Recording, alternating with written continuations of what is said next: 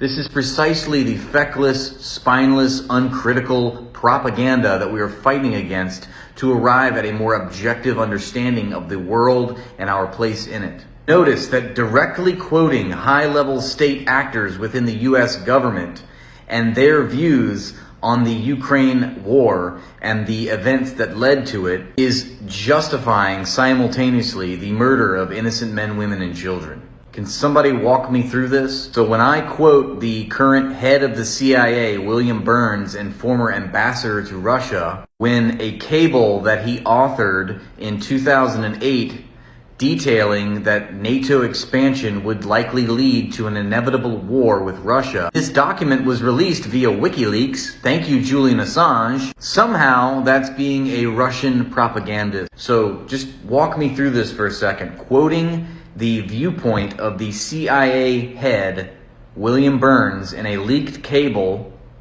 in which he expresses that NATO expansion led to war in Russia.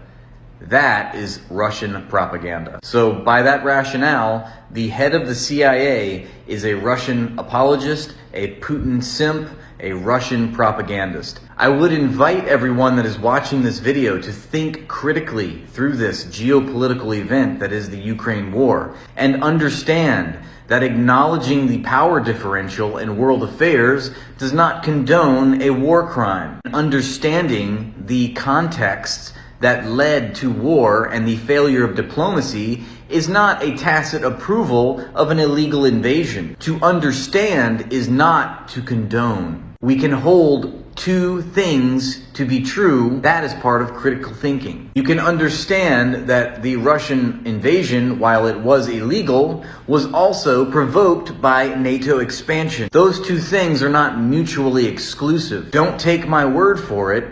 Take former Secretary of State James Baker's words for it. Take the current CIA head, William Burns' word for it. Take the chief architect of Cold War policy in the 20th century, which opposed Russia and was one of Russia's biggest enemies, George Kennan. Even he admitted that NATO expansion was going to lead to war. And this was even before Ukraine.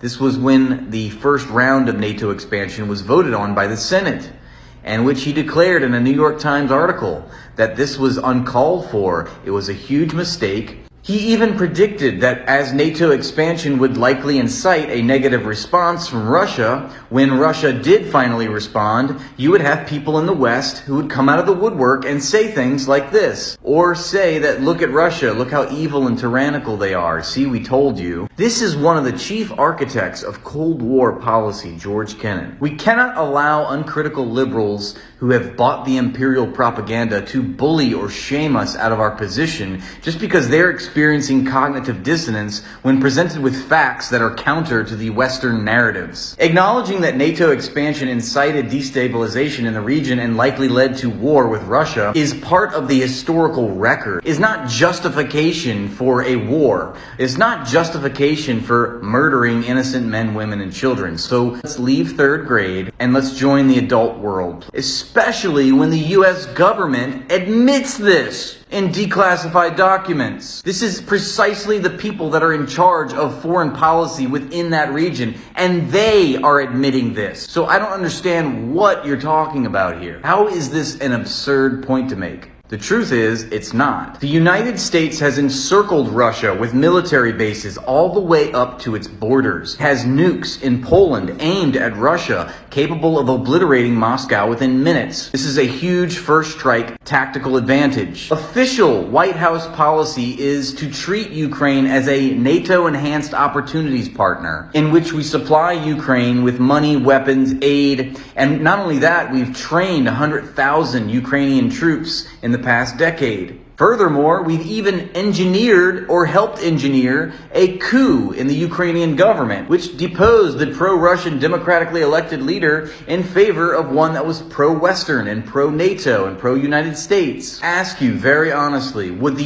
U.S. tolerate anything like this if Russia were doing this in our Western hemisphere, in our own backyard? Answer that honestly. If the roles were reversed, what would the United States do? Then tell yourself That if it's wrong for them to do that to us, then it is wrong for us to do that to them. That's simple morality that a 5-year-old can understand.